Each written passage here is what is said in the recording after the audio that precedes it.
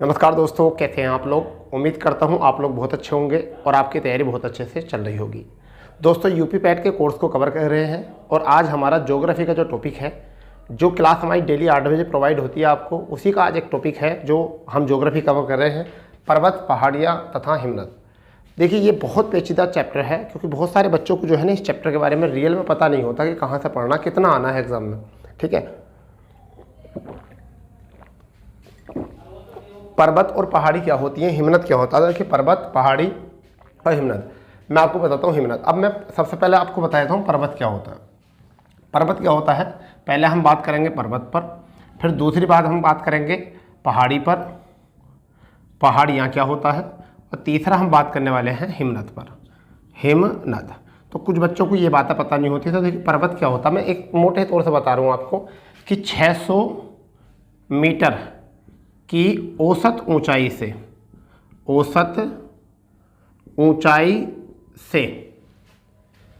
ऊपर के कुछ कहते हैं पर्वत कहते हैं। जैसे कि आपको पहाड़ी किसे कहते हैं, पहाड़ी कहते हैं 600 मीटर से कम से, ये तो अधिक हो गया, अधिक, यहाँ कम ऊंचाई को हम क्या कहते हैं, पहाड़ी कहते हैं। ठीक है, ये इस तरीके से होती हैं, यानी कि ये आपकी त्रिभुजाकार होंगी, त्रिभुजाकार, और ये आपकी कैसी होंगी, अर्ध कटोराकार, अर्ध कटोराकार। ठीक है, मतलब थोड़ा सा समझना है आपको और कुछ नहीं। हिमनद जो होता है वो क्या होता है, हिमनद को हम कहते हैं ग्लेशियर। ठीक है भाई, ग्लेशियर। तो ये अभी तो हमने मोटे तौर पर समझाया है कि हम काम जो करने वाले हैं वो किस पर काम करने वाले हैं, पर्वत पर काम करने वाले हैं, पहाड़ी पर काम करने वाले हैं और हिमनद पर काम करने वाले हैं और ग्लेशियर पर काम करने वाले हैं। तो ग्लेशियर यानी जुड़ा हुआ है हिमालय से, किससे जुड़ा हुआ है, हिमालय से। ठीक है, आपका पर्वत जो है वो किससे जुड़ा हुआ है, श्रेणी, हिमालय श्रेणियों से, श्रेणी से, हिमालय श्रेणी से। पहाड़ी जो जुड़ी हुई हैं वो किससे जुड़ी हुई हैं, प्रायद्वीपीय भारत से, प्रायद्वीपीय भारत से। तो बेटा ये मान के चलिए कि एग्जामिनर का जो मन है वो पूरे भारत में आपको पहाड़, पर्वत और ग्लेशियर ढूंढने का काम है। ठीक है, और आपको ये बात जो है पता होनी ही चाहिए। तो देखिए, मैं बताता हूँ कि पर्वत क्या होते हैं। तो पर्वत 3 प्रकार से होते हैं। एक तो होते हैं आपके, मैं बताता हूँ, एक तो होते हैं कालक्रम के अनुसार, जिसे हम न्यूटन और नवीनतम कहते हैं, यानी पुरातन और न्यूटन कहते हैं। ठीक है, तो ये तो होते हैं काल के अकॉर्डिंग। फिर इस पर्वतों की अगर हम बात करें, इन्हीं पर्वतों में, ठीक है, इन्हीं पर्वतों में उत्पत्ति के आधार पर अगर हम बात करें, उत्पत्ति के आधार पर, तो बलित पर्वत हो गए, ब्लॉक पर्वत हो गए, ज्वालामुखी पर्वत हो गए, अवशिष्ट पर्वत हो गए। ठीक है भाई, ये होते हैं। अगर मैं बात इन्हीं पर्वतों की कर रहा हूँ, अगर इन्हीं पर्वत की बात कर रहा हूँ और मैं केवल पर्वत निर्माण के लिए कर रहा हूँ, तो प्रीकैम्बियन काल में, ठीक है, और आपके हर्निक काल में, अल्पाइन काल में, तो ये काल हैं आपके एक। ठीक है, तो काल दृष्टि से भी, और इसमें जो सबसे ज़्यादा इंपॉर्टेंट है, जो सबसे ज़्यादा इंपॉर्टेंट है वो कौन से हैं, 2 इंपॉर्टेंट है, एक तो उत्पत्ति के आधार पर और एक आयु के आधार पर। ठीक है, अवशिष्ट पर्वत क्या होते हैं, बलित पर्वत क्या होते हैं, ठीक है, मोड़दार पर्वत क्या होते हैं, सबके बारे में आज बिल्कुल बेफिक्र से बात करेंगे। बस आप तो कॉपी पेन लेकर आराम से बैठ जाइए। ठीक है, क्योंकि कॉपी पेन से लेकर आप बैठ जाइए, जो चीज़ें आपको लगता है कि हमें उचित करनी है यहाँ से इस टॉपिक से, तो वो आप बनाते रहिए। ठीक है, आप बिल्कुल टेंशन ना लें, इसमें बिल्कुल भी टेंशन ना लें, बिल्कुल एकदम ऐसा बना के जाऊँगा आपको इस टॉपिक में, बिल्कुल बिंदास।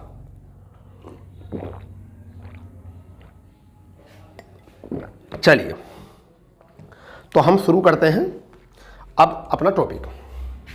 ठीक है, अब ज़्यादा टाइम हम इसलिए नहीं ले रहे क्योंकि यह हमारा जो है ना सिविल एग्जाम के लिए नहीं चल रहा, हमारा चल रहा है केवल पैट के लिए, जिससे हम चाहते हैं कि आप पैट की तैयारी बड़े ढंग से करो, बड़े अच्छे तरीके से करो। ठीक है, तो देखिए, सबसे पहले हम बात कर रहे हैं एक पर्वत की।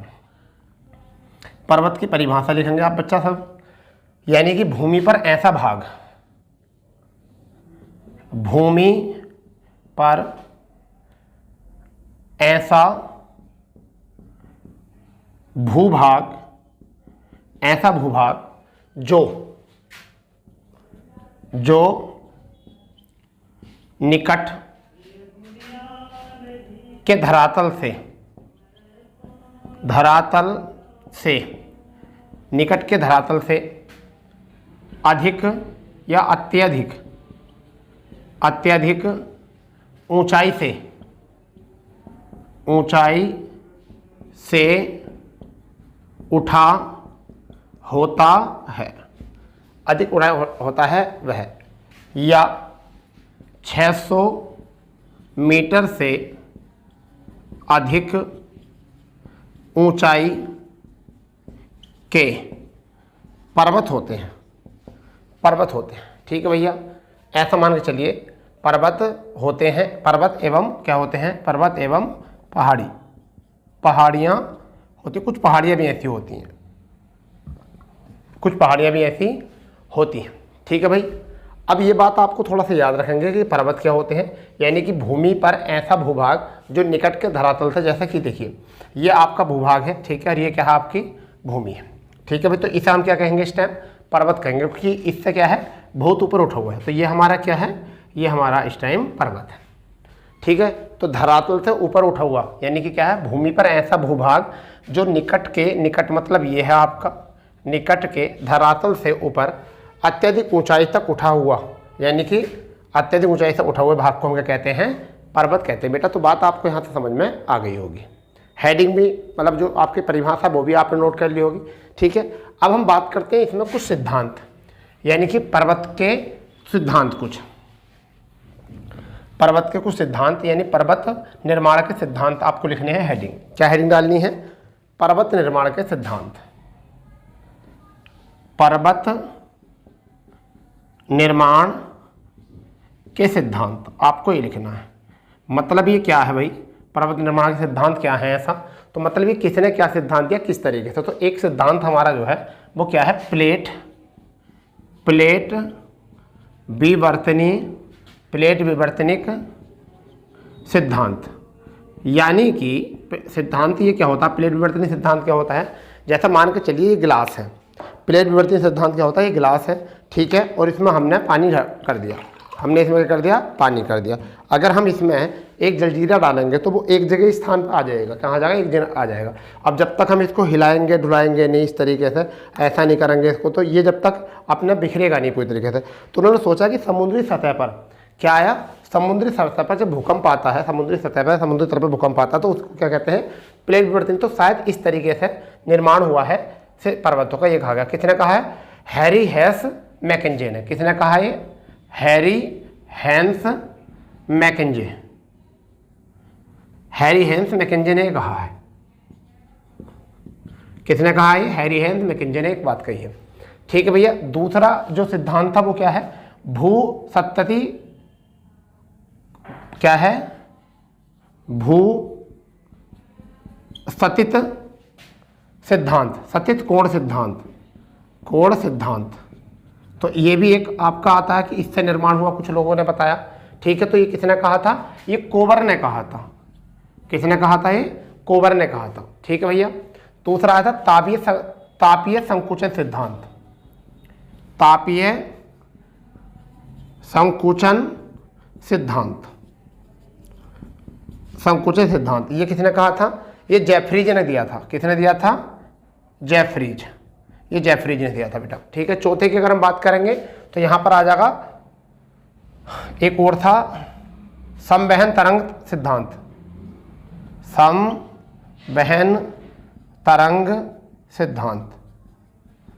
ये समवहन तरंग सिद्धांत ये किसने कहा था, होम्स ने दिया था। किसने दिया था, होम्स, ये होम्स ने दिया था। पांचवे की अगर हम यहां बात करेंगे तो पांचवा क्या है, पांचवा महाद्वीपीय विस्थापन सिद्धांत, महाद्वीपीय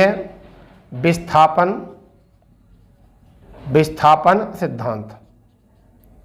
ठीक है, ये किसने दिया था, ये वैगनर ने दिया था। किसने, वैगनर ने। ठीक है भैया, छठे की अगर हम बात करेंगे तो रेडियो एक्टिविटी, किसने कहा था, रेडियो एक्टिविटी सिद्धांत, एक्टिविटी सिद्धांत। ये किसने दिया था बेटा, अगर हम बात करें तो जोली ने। किसने दिया था, ये जोली ने।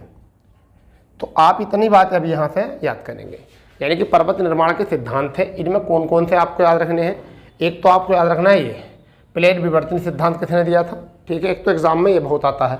एक आपका जो आता है तापीय संकुचन सिद्धांत किसने दिए थे, ये भी बहुत अच्छा आता है। और एक महाद्वीपीय विस्थापन सिद्धांत किसने दिया था, वैगनर ने। ये तीन सिद्धांत जो है आपके एग्जाम में पूछे जाते हैं। तीन सिद्धांत एग्जाम में पूछे गए हैं, तभी आपको जो है ये सिद्धांत पढ़ाए भी जा रहे हैं। ठीक है, तभी आपको पढ़ाए भी जा रहे हैं, इस बात को ध्यान में रखिए। तो पर्वत निर्माण का सिद्धांत प्लेट विवर्तनी सिद्धांत हैरी हेंस मैकेंजी ने दिया था। भू सततीय कोण सिद्धांत कोवर ने दिया था। तापीय संकुचन सिद्धांत जेफरीज ने दिया था।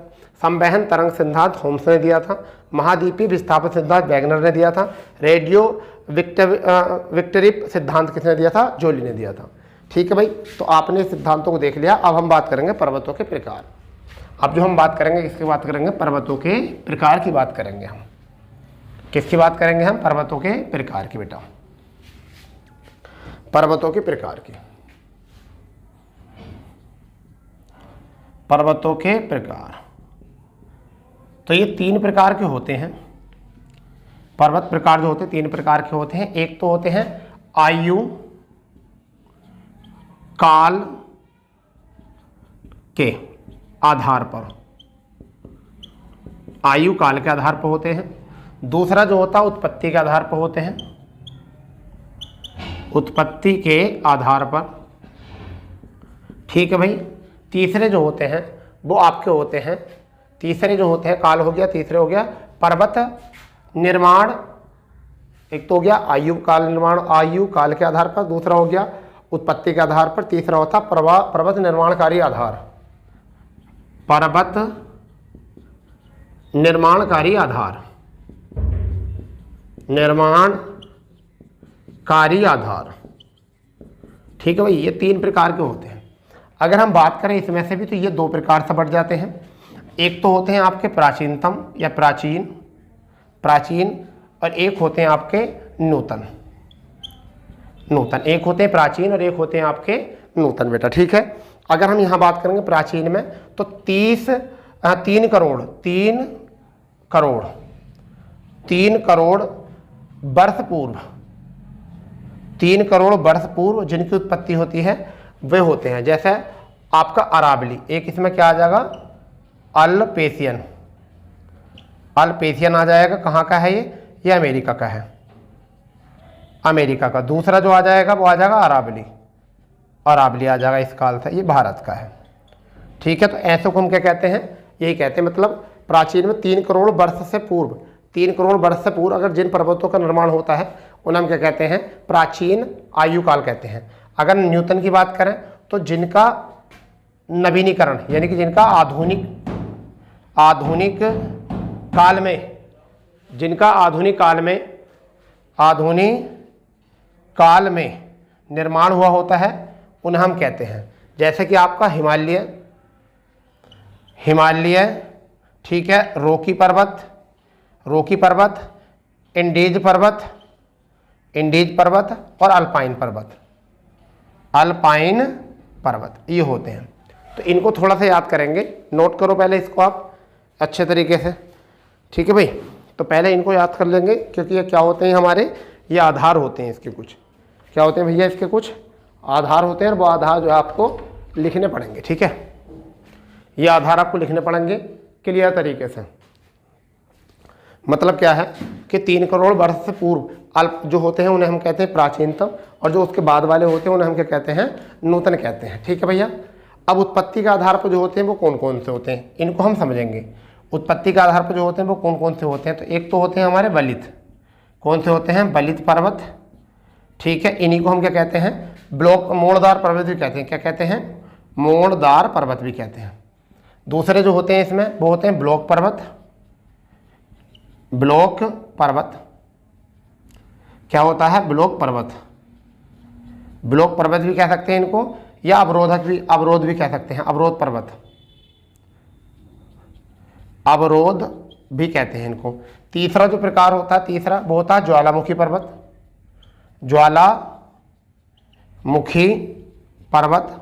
और चौथा जो होता है वो होता है अवशिष्ट पर्वत।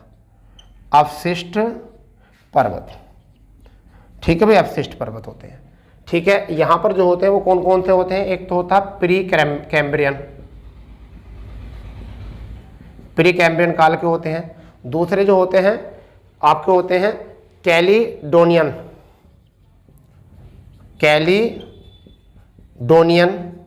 काल के होते हैं। तीसरे जो होते हैं वो हर्सिनियन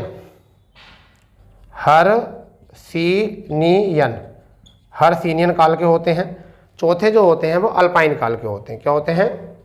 अल्पाइन काल। ठीक है भैया, तो ये आपको समझने हैं, आपको यही समझने हैं फिलहाल में कि पर्वत के प्रकार जो होते हैं वो कितने प्रकार के होते हैं? 3 प्रकार के होते हैं। ठीक है भैया, और 3 में कौन से होते हैं? एक तो होते हैं आयु काल के आधार पर होते हैं, आयु काल के आधार पर। दूसरे होते हैं उत्पत्ति के आधार पर। तीसरे जो होते हैं वो होते हैं पर्वत निर्माण के आधार पर। ठीक है, अब आयु निर्माण काल में क्या होते हैं? प्राचीन पर्वत और नूतन पर्वत 2 प्रकार के होते हैं। प्राचीन वो होते हैं जिनकी उत्पत्ति जो है 3 करोड़ वर्ष पूर्व हुई हो, 3 करोड़ वर्ष पूर्व हुई होती है, तो उन्हें हम क्या कहते हैं? प्राचीन कहते हैं, जिन्हें अल्पेनेशिया अमेरिका का है और अरावली हो गया। न्यूटन में वो होते हैं जो आधुनिक काल में जो होते थे, हिमालय हो गया, रोकी हो गया, एंडीज हो गया, अल्पाइन, बहुत सारे हैं। तो हमने बस यहाँ समझना है। सबसे ज़्यादा जो आपका मोस्ट है ना वो ये वाला पार्ट मोस्ट है। इसमें सबसे ज़्यादा मोस्ट जो है आपका पार्ट है उत्पत्ति के आधार पर कितने प्रकार के होते हैं। तो उत्पत्ति के आधार पर होते हैं 4 प्रकार के। वो कौन कौन से होते हैं? बलित पर्वत या मोड़दार पर्वत। जब प्लेटों में आपसी दरार पड़कर मुड़ जाते हैं, जैसे मान के चलिए ये जब दोनों तरफ से बल लगता है, जैसे मान के चलिए ये पेपर है और ये प्लेट है, अगर इस पर दोनों तरफ से बल लगेगा, तो इस तरीके से उठ गया। जब दोनों तरफ से बल लगेगा तो क्या होगा? इस तरीके से उठ गया। तो ये क्या हो गया? मोड़दार पर्वत। क्या हो गया? मोड़दार पर्वत कह सकते हैं, बलित पर्वत इसको कह सकते हैं। इसी प्रकार से ब्लॉक पर्वत या अवरोध पर्वत, यानी कि ब्लॉक पर्वत या अवरोध, जब कहीं पर ब्लॉक रोकथाम हो जाती है तब ज्वालामुखी से निकलने वाला लावा, ठीक है, और उससे जो प्राप्त होता है उसे हम क्या कहते हैं? ज्वालामुखी पर्वत कहते हैं। अपशिष्ट पर्वत वो होते हैं जब अवसाद जमकर जब इकट्ठा हो जाता है, कूड़ा करकट कचरा जो हो जाता है तब, तो उन्हें कहते हैं ये काल निर्माण के दांत है। इतना इन पर ध्यान दो मत, ठीक है।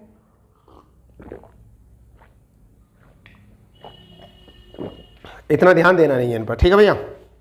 चलिए, अब जो हम पढ़ने वाले हैं वो पढ़ने वाले हैं उत्पत्ति के आधार पर। हमें कोई और पढ़ना ही नहीं है, भैया। हमें तो केवल ये पढ़ना है कि उत्पत्ति के आधार पर कौन कौन से होते हैं। ठीक है, क्या पढ़ना है? उत्पत्ति के आधार पर कौन कौन से होते हैं।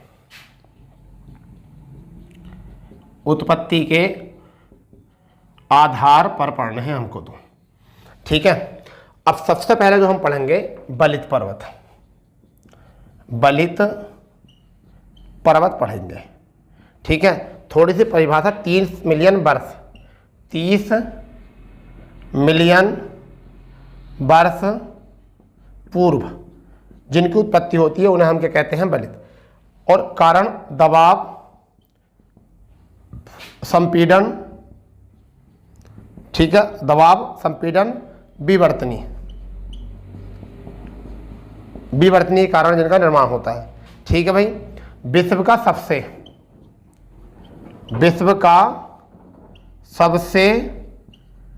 बड़ा बलित पर्वत जो है वो कौन सा है? एंडीज पर्वत फिलहाल में। यानी कि बलित पर्वत कौन से होते हैं? इन्हें मोड़दार पर्वत भी कहते हैं, लिख दो, इन्हें मोड़दार पर्वत भी कहा जाता है, ठीक है भैया। अगर हम इसमें बात करें उदाहरण के तौर पर, तो हम इसमें ले सकते हैं हिमालय ले सकते हैं, ठीक है। भारत में है, कहाँ पर है भैया? हिमालय भारत में है, तो ये याद रखेंगे। दूसरा अगर हम यहाँ से बात करेंगे तो अल्पाइन या आल्पस कहाँ पर है? ये यूरोप में है। कहाँ पर है भैया? यूरोप में। तीसरे की अगर हम यहाँ बात करेंगे तो रोकी पर्वत, ये रोकी पर्वत कहाँ पर है? उत्तरी अमेरिका, ठीक है। अगर हम बात करेंगे एंडीज पर्वत, तो ये कहाँ पर है? दक्षिण अमेरिका। शायद अब आपको समझ में आ गया होगा क्या होता है। तो उत्पत्ति के आधार पर बेटा कितने होते हैं? ये उत्पत्ति के आधार पर 4 होते हैं, ठीक है बेटा। पर्वत 4 होते हैं। उनमें सबसे पहले बात करें बलित पर्वत को मोड़दार पर्वत भी कहा जाता है। इन पर्वतों की उत्पत्ति 30 मिलियन वर्ष पूर्व हुई होती है, ठीक है। जो दबाव, संपीड़न और विवर्तनीय के कारण जो है इनमें क्या है? बन जाते हैं। अब विश्व का सबसे बड़ा बलित पर्वत क्या है? एंडीज। एग्जाम में ये आएगा हिमालय किस प्रकार का पर्वत है? तो बलित पर्वत है, ठीक है। एंडीज पर्वतमाला किस प्रकार का पर्वत है? तो बलित पर्वत, ठीक है भैया। तो यहाँ हिमालय हो गया भारत, अल्पाइन हो गया यूरोप, रोकी हो गया उत्तरी अमेरिका, ठीक है, एंडीज हो गया दक्षिण अमेरिका। तो क्या बताइए, आपको समझ में आया? समझ में आ गया नहीं आ गया? बताओ।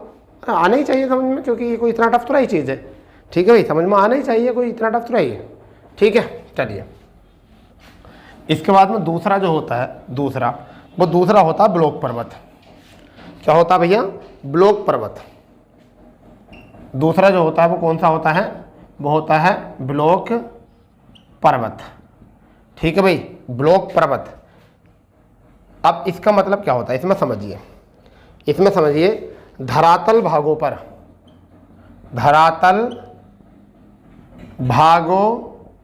पर, ठीक है, या धरातल भागों में दरार पड़ने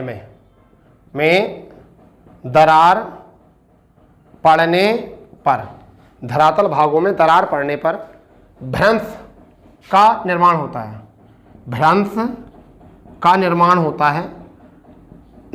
होता है और कुछ भाग ऊपर उठ जाता है और आसपास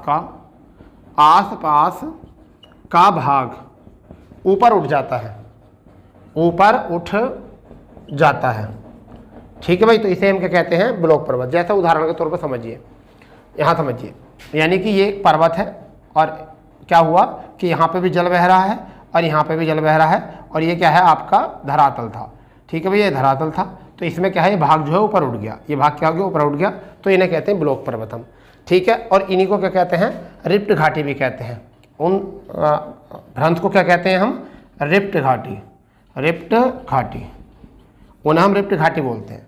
तो अब यहाँ पे सबसे पहली बात आती है कि इसके उदाहरण क्या है। तो इसका उदाहरण के तौर पर अगर हम बात करें तो विंध्याचल पर्वत इसी का ही है। ठीक है, सतपुड़ा पर्वत भी इसी का ही है, सतपुड़ा पर्वत भी इसी का उदाहरण है। अगर हम बात करें सतपुड़ा के बाद में विंध्याचल के बाद में आपका हो जाएगा, तो एक आपका आ जाएगा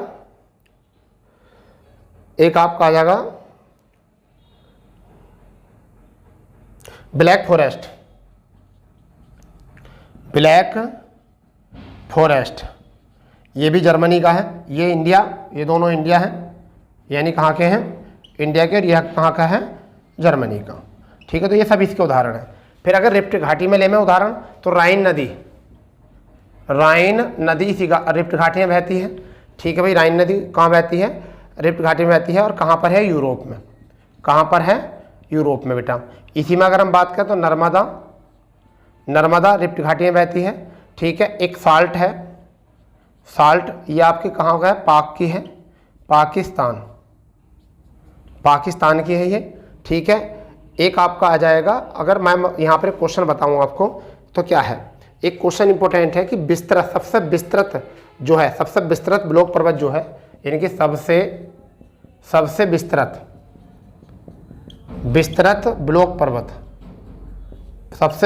ब्लॉक पर्वत जो है वो क्या है? तो कैलिफोर्निया में है। कहाँ पर है? कैलिफोर्निया। कहाँ पर है? कैलिफोर्निया में। सबसे विस्तृत जो है वो कहाँ पर भैया? कैलिफोर्निया में। तो आप बताइए, इतनी बात समझ में आ गई होगी ब्लॉक पर्वत से। ठीक है, धरातल भागों में दरार पड़ने पर भ्रंश का निर्माण होता है और आसपास का भाग जो ऊपर उठ जाता है, और उन भ्रंशों को हम रिफ्ट घाटी कहते हैं, और उन घाटियों का कहते हैं ब्लॉक पर्वत, उससे ऊपर। और जैसे कि विंध्याचल पर्वत है, देखो आपका नीचे जो है नदी एक तरफ विंध्याचल की कहती है ताप्ती, और एक तरफ कौन बहती है? नर्मदा। सतपुड़ा है और ब्लॉक फॉरेस्ट, तो ये इसी के अंतर्गत आते हैं। राइन नदी उस घाटी में बहती है, नर्मदा नदी घाटी में बहती है, साल्ट भी, तो उन्हीं में बहती है, नदियाँ बहती हैं। क्लियर इतनी बात? चलिए, अब इसके बाद में आता है आपके ज्वालामुखी पर्वत। क्या आने वाले हैं? ज्वालामुखी पर्वत। क्या होता है? जब ज्वालामुखी से विस्फोट होता है, जब ज्वालामुखी से विस्फोट होता है, ठीक है, तो उससे निकलने वाला राख, लावा, ठीक है, और आपका पत्थर, कंक्रीट जब जमा हो जाता है तब पर्वतों का निर्माण होता है। जैसे कि फ्यूजियामा, उदाहरण के तौर पर अगर हम बात करेंगे, फ्यूजियामा कहाँ की है? जापान की। कैसा पर्वत है? ज्वालामुखी पर्वत है। ठीक है, कोटोपैक्सी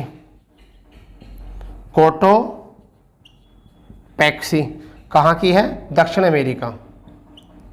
कहाँ की है? दक्षिण अमेरिका की है। तीसरे की अगर हम यहाँ बात करेंगे भैया, तो इसके बाद बिसुबिसप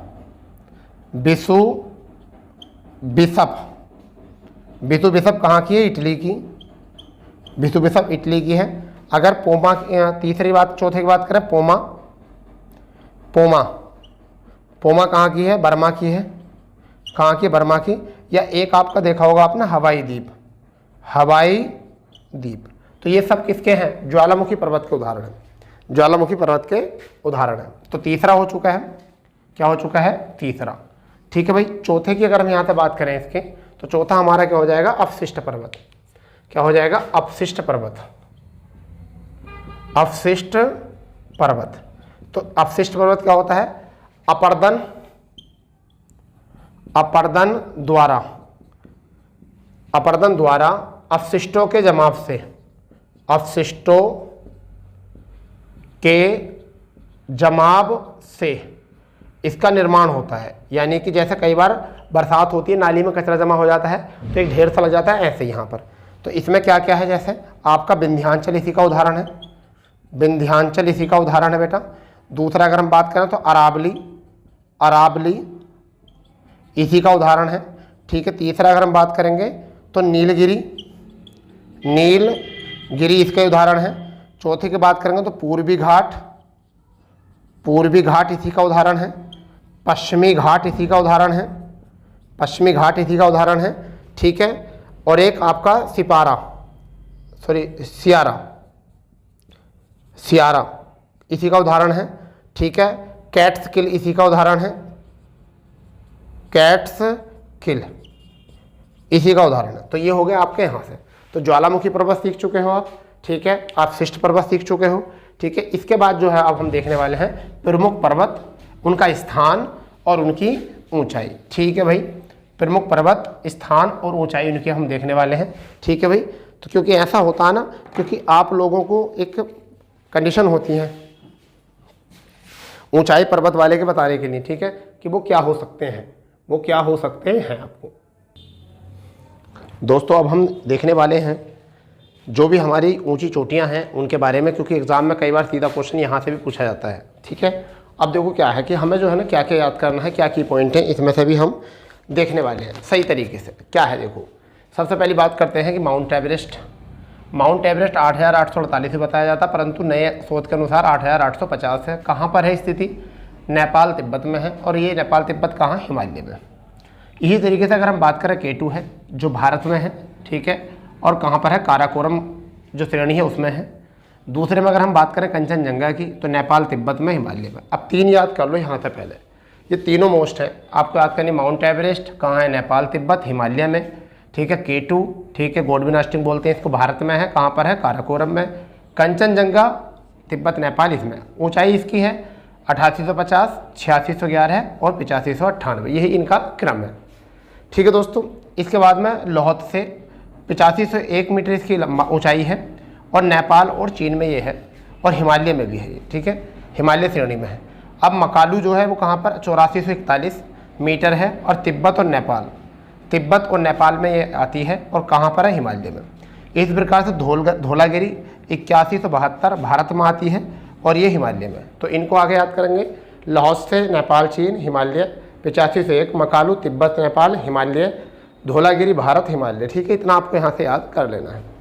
इधर बात करने वाले हैं तो नंगा पर्वत भारत में है, हिमालय। ठीक है। नंदा देवी अगर बात करने वाले हैं बोलीविया, ये भी हिमालय श्रेणी में है। इलामू 1714 दक्षिण अमेरिका इंडीज में। अब ये तीन पॉइंट जो हैं आपको बड़े ही अच्छे तरीके से याद रखने हैं। क्या है? हिमालय व विश्व की सबसे ऊंची चोटी, हिमालय व विश्व की सबसे ऊंची चोटी एवरेस्ट है। हिमालय व विश्व की सबसे ऊंची चोटी क्या है? हिमालय विश्व की सबसे ऊंची चोटी क्या है? एवरेस्ट है।